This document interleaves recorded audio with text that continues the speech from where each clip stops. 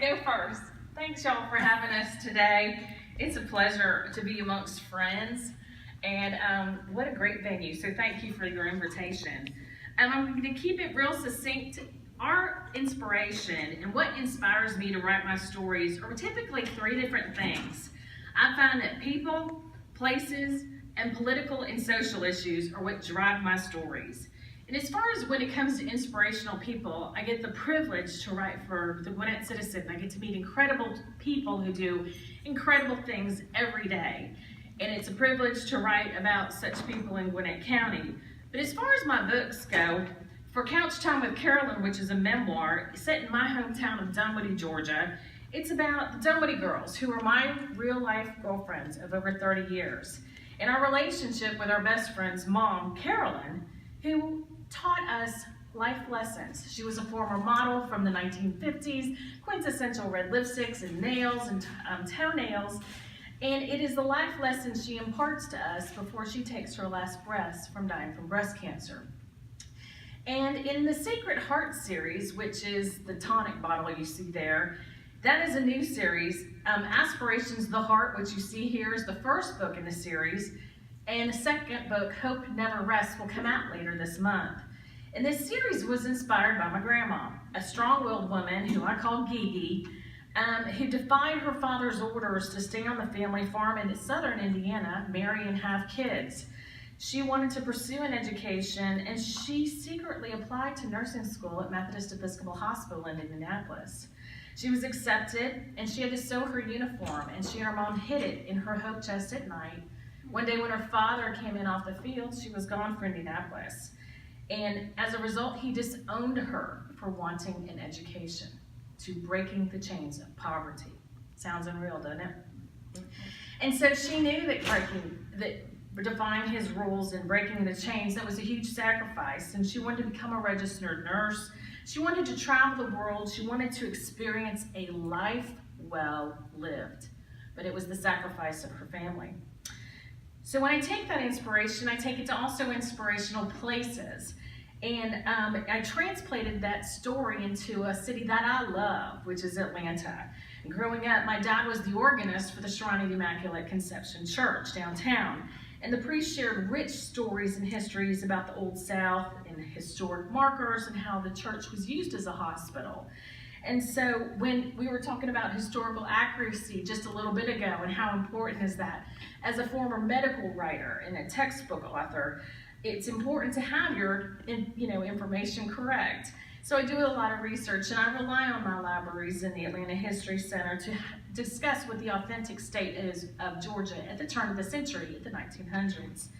And so I even relied on my grandmother's nursing textbooks, which are hysterical. And they were written in such a way that when you're doing surgery at home, so if you can imagine your dining room table wasn't just pass the turkey please, but oh, by the way, we're taking out your uncle's gallbladder in a few minutes. So, and my favorite passage in there is when you take the windows, soak them up or tape them up with newspapers because you don't want nosy neighbors peeking in. So it's those little quintessential pieces that if you do not weave those into those storylines, you are not being true to your readers. And if you love Atlanta, I encourage you to read the books. And they became a quick hit with Miss Sandra Deal, our First Lady, and have been added to the Georgia Library, and my husband can attest.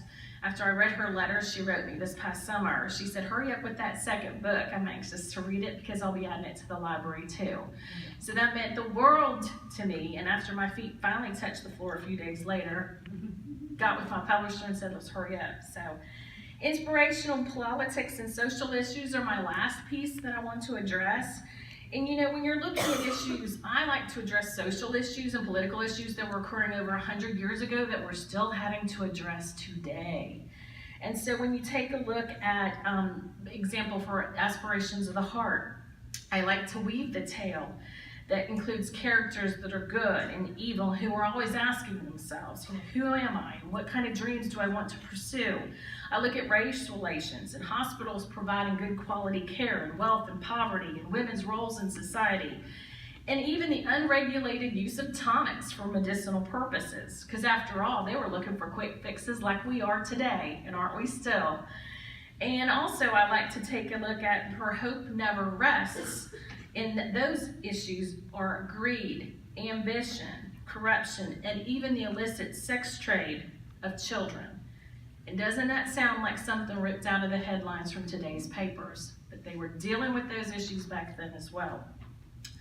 As a nurse, I like to address the nursing profession, as my grandmother made her sacrifice to be who I am today. And in those early times, nursing was not a honorable profession. It was made of and consisted of former criminals and prostitutes. So if you can imagine a former criminal prostitute providing your health care, well, we've come a long way, haven't we?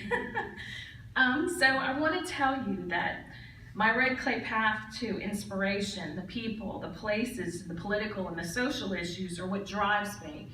And they also have come full circle. And while my grandmother's story inspired me to be the woman I am today and write these novels from the heart, that her true life story will continue to go on for future generations.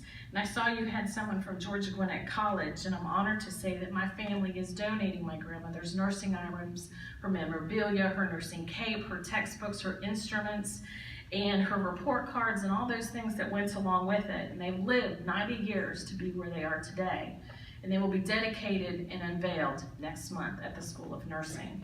And so for me, this circle of life and everything that we do always comes full circle. There's always, I think, a greater divine intervention sometimes. We just happen to be the messenger and the storyteller for such things. So thank you for the opportunity to talk with y'all today, for joining Karin and I as we together are taking you down our red clay path to inspiration. Thank you.